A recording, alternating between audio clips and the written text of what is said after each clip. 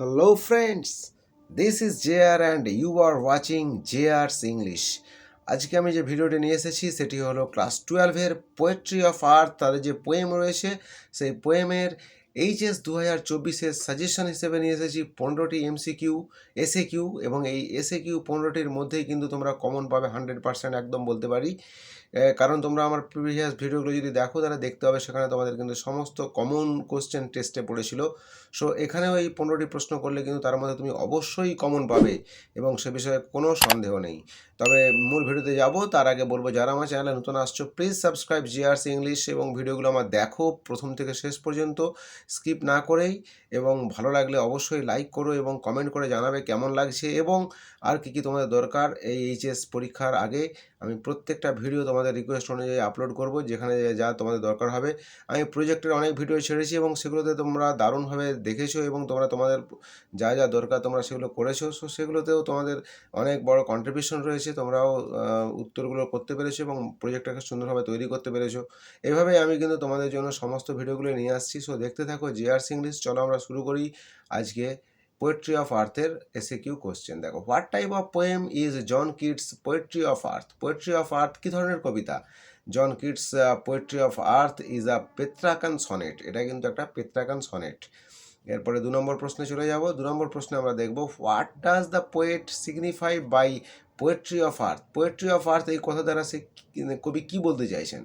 কবি বলতে চাইছেন actual by the poetry of earth John Keats signifies, তুলে ধরেছেন এখানে দ্য মিউজিক অফ নেচার, প্রকৃতির যে গান সেটার কথাই কিন্তু বলেছেন পোয়েট্রি অফ আর্থ বলার মধ্য দিয়ে। Why did the bird faint in summer? গ্রীষ্মকালে পাখিরা কেন মূর্ছা যায় বা ক্লান্ত হয়ে যায়? The bird fainted with the hot sun in summer. গ্রীষ্মকালের উষ্ণ সূর্যের আলোতে, সূর্যের উত্তাপে তারা কিন্তু ফেন্টেড হয়ে যায়। এরপরে 4 নম্বর প্রশ্ন দেখো। 4 নম্বর প্রশ্নে বলছে where do the birds hide when they are fainted with the hot sun, or where do all the birds hide in summer? গ্রীষ্মকালে বা সূর্যের প্রখর তাপে পাখিগুলো কোথায় গিয়ে লুকিয়ে থাকে বা কোথায় গিয়ে আশ্রয় নেয়? ভীষণ ইম্পর্ট্যান্ট একটা প্রশ্ন।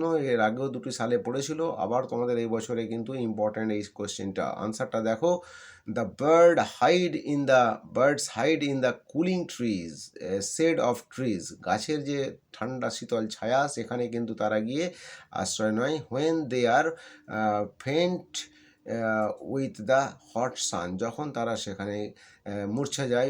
ফেন্টেড হবে, এটা ফেন্টেড উইথ দ্য সান, যখন তারা মূর্ছা যায়। এরপরে 5 নম্বর প্রশ্ন দেখো।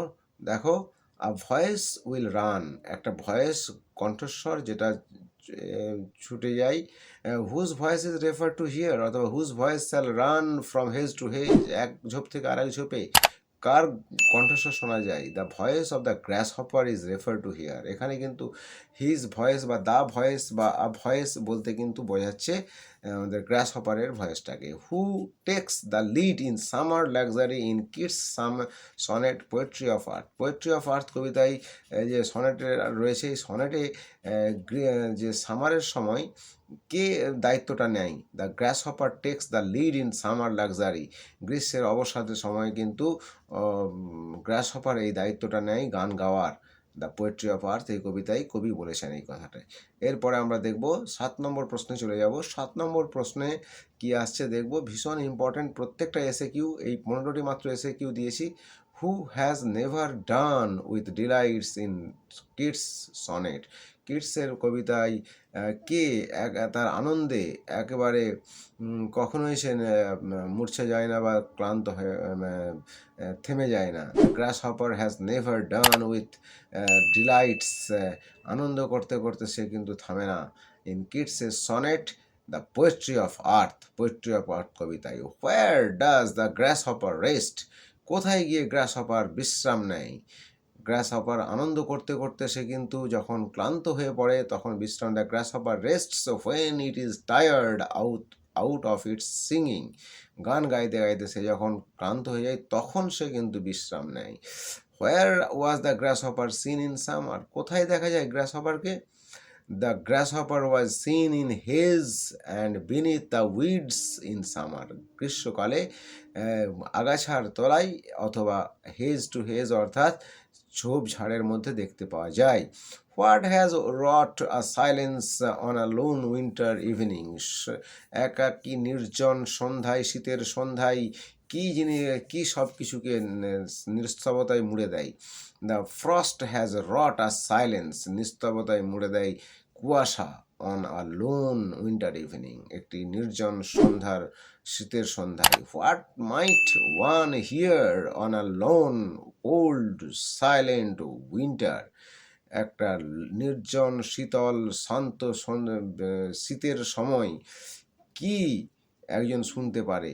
One might hear the cricket shrill song, ক্রিকেটের তীক্ষ্ণ স্বর গান শুনতে পাবে।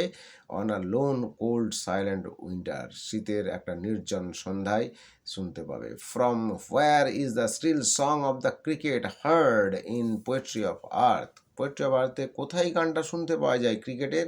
The shrill song of the cricket is heard from the stove in the poetry of earth, poetry of আর্থে কিন্তু আমরা শুনতে পাই স্টোভের কাছ থেকে উঠে আসে সেই ক্রিকেটের ঝিঝি পোকার সেই শব্দ। 13 নম্বর প্রশ্ন দেখো, what increases the warmth in winter, কি শীতের উষ্ণতাকে বাড়িয়ে তোলে? The crickets song increases the winter warmth in winter, শীতের সময় উষ্ণতা বাড়ায় ক্রিকেটের গান অর্থাৎ ঝিঝি পোকার গান। What does one in drowsiness half lost, কি হাফ লস্ট হয়ে যায়, কনসিডার যে হাফ লস্ট হয়ে যায়, অর্ধ ঘুমন্ত অবস্থায় থাকে, সে তখন ক্রিকেটের গানটাকে কার গান বলে মনে করে? One in drowsiness half lost considers the song of the cricket as the song of the grasshopper, সে অর্ধ ঘুমন্ত অবস্থায় তার মনে হয় যে এটা ক্রিকেটের গানটিকে যেন গ্রাসহপারের গান। What does Keats celebrate in the poetry of earth, কবিতায় পোয়েট্রি অফ আর্থ কবিতায় কবি কী সেলিব্রেট করছেন? Keats celebrates the ceaseless music of nature, প্রকৃতির যে অবিরাম গান, যে গান কখনোই থামবে না, সেই গান তিনি এখানে সেলিব্রেট করেছেন পোয়েট্রি অফ আর্থ কবিতায়। So this 15 questions SAQ questions are very important for 2024 HS। So ভালো করে এগুলোকে করে নিলে এর মধ্যে তোমরা কমন পাবে নিশ্চিত। তো আমার ভিডিওতে যারা আসছো নতুন, তারা please subscribe my channel and definitely like the video and share it to your friends and definitely make comments, কেমন লাগলো তোমরা অবশ্যই কমেন্ট করে জানাবে। শেষ করছি আপাতত আজকের এই ভিডিও, পরের ভিডিও নিয়ে আসবো। আপাতত এই পর্যন্ত, take care and good by.